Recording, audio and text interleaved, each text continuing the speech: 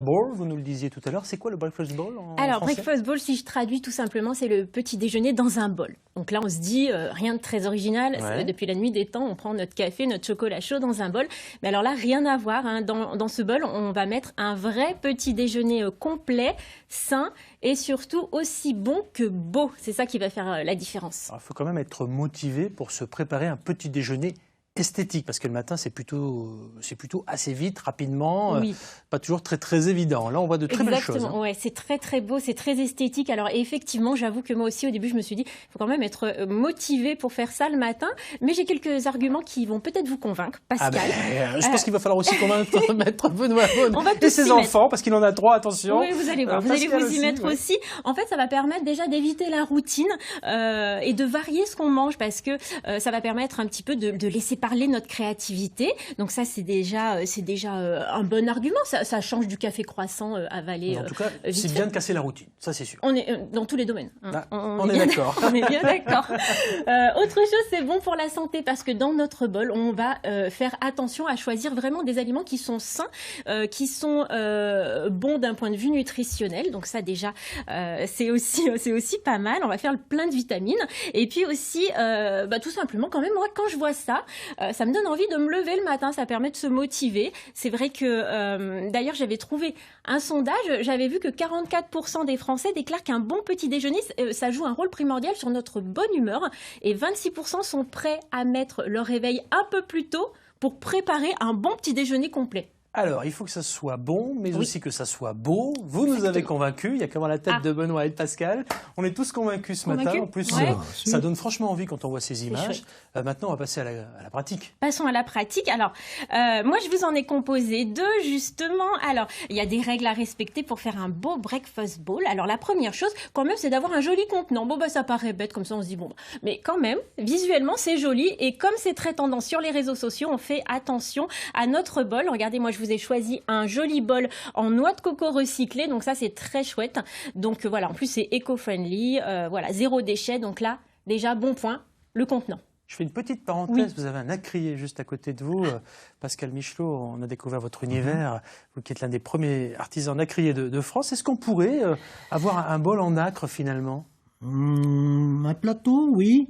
Parce qu'on fait aussi des services à caviar. À base de nacre, hein, comme on les voit là-bas.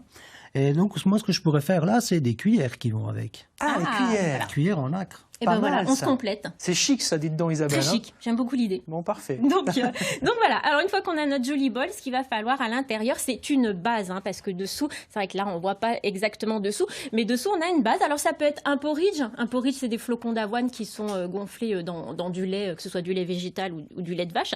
Ça peut être aussi un smoothie, très à la mode, le smoothie, les fruits mixés, ou une nice cream. Alors la nice cream, c'est à la mode aussi, c'est une glace végane à base en fait de bananes congelées qu'on va mixer avec d'autres fruits congelés. Ça va vous faire une glace hyper saine, healthy, comme on dit. D'accord. Voilà, donc là, on a notre base. Et alors, ce qui fait tout pour les jolies photos notamment, mais c'est ce qu'on va mettre sur le dessus. Les petites décorations. Mais attention, c'est pas des décorations qui servent à rien. On va vraiment prendre soin de choisir des aliments qui sont bons pour la santé. Alors, on peut avoir effectivement des fruits frais. On choisit des fruits de saison, des fraises, des kiwis, voilà, des petites choses comme ça, de la banane. Donc là, voilà, on fait le plein de vitamines. On va mettre aussi... Alors, l'idée, c'est vraiment d'avoir des aliments colorés. Voilà, histoire d'avoir une jolie composition. Voilà. On va aussi mettre des céréales, pourquoi pas. Là, j'ai mis des petits flocons d'avoine, des petites choses comme ça. Ça peut être du granola, du muesli. Voilà, une partie céréales. Et puis, on va ajouter... Alors là, un super aliment. Quel est donc ce super aliment? Attention, question là sur le buzzer. Maître Beaune, non? Les rouges, non? Ça fait partie des super aliments. Pour les propriétés... Oui. Oui. Bah oui, on est dedans, oui, c'est ça. Détox. Oui, notamment. Mais du cassis en Bourgogne-Franche-Comté, on aime beaucoup. Oui, le cassis aussi. C'est vrai que les fruits sont déjà des super aliments, mais les super aliments, ce sont des aliments naturels qui ont une valeur nutritive exceptionnelle, qui ont des super pouvoirs en quelque sorte. Donc on a par exemple les graines de chia qui sont très à la mode. Les graines de chia. Les graines de chia, ça vient du Mexique. Chia en maya, ça veut dire force.